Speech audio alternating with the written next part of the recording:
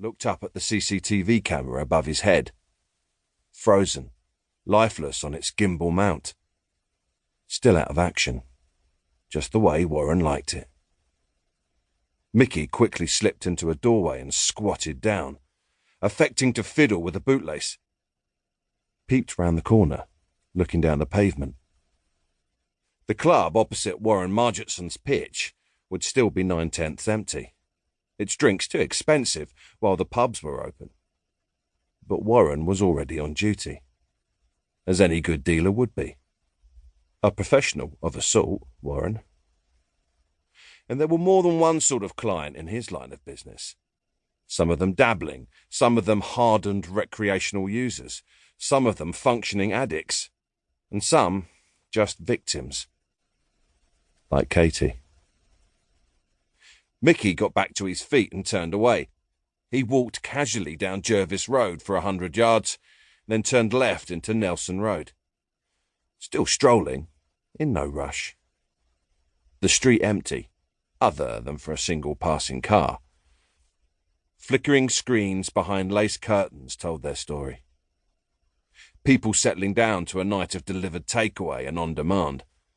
No one to see a black-clad figure pause for a moment at the top of the alley that led back to the high road. He ducked into the shadows, immediately lost in the darkness. The streetlights didn't illuminate the cut-through. Never had. His heart rate was elevated, he reckoned, but nothing drastic, just a touch of nerves. On with the balaclava, silk smooth, his face freshly shaved to avoid stubble drag. Then the gloves. Black latex, thick enough to be durable, but still with enough feel for the trigger. And out with the weapon, untouched by his skin at any time since he'd picked it up. A Ruger 22 automatic.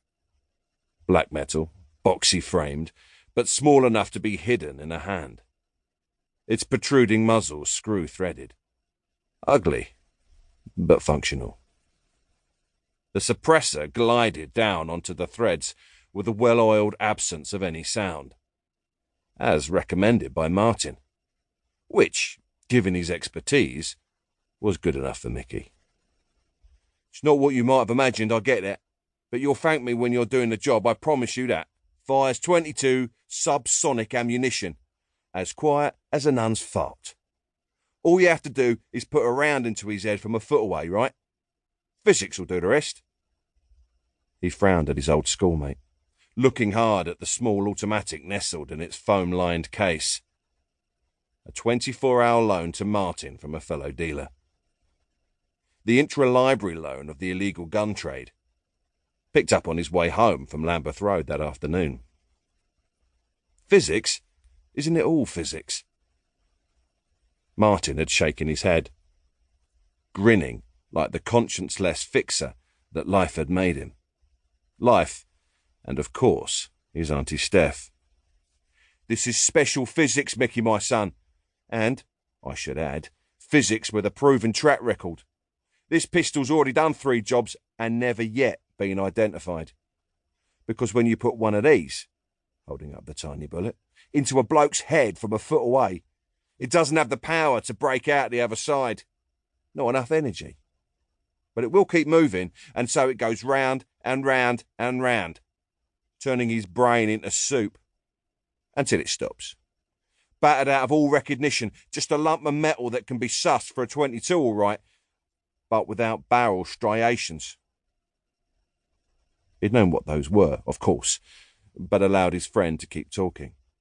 No barrel fingerprint in simple terms, so no one will ever link the hit to the pistol, or the pistol to the bloke I got it from, or him to me, which is a good thing, because he'd give me up in a heartbeat to get a TIC and a few years off his sentence, right? And I'd be talking on the way to the nick, if they would have picked me up for it. And then where would you be? He checked that the suppressor's short tube was firmly attached, pulled the slide back against the spring, feeling the tension inside the weapon, released it to snap forward and chamber the first round in the stubby magazine, and then stopped for a moment to think, remembering his school friend's last question. But are you sure you want to do this?